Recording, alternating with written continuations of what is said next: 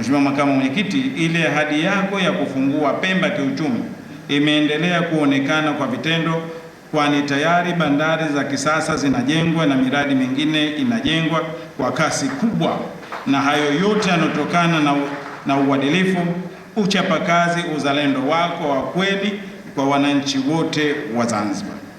Chama cha Mapinduzi kinatambua na kinaendelea kuwa chama kiongozi na mwalimu wa siasa ya vyama vingine vya kisiasa Tanzania bara na hata bara lote la Afrika, kutokana na usimamizi madhubuti wa sera zake ambazo ndiyo chimbuko la maendeleo endelevu nchini chini yako Mheshimiwa Rais.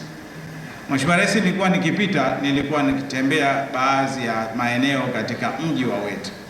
Nilipita katika nyumba za Mtemani.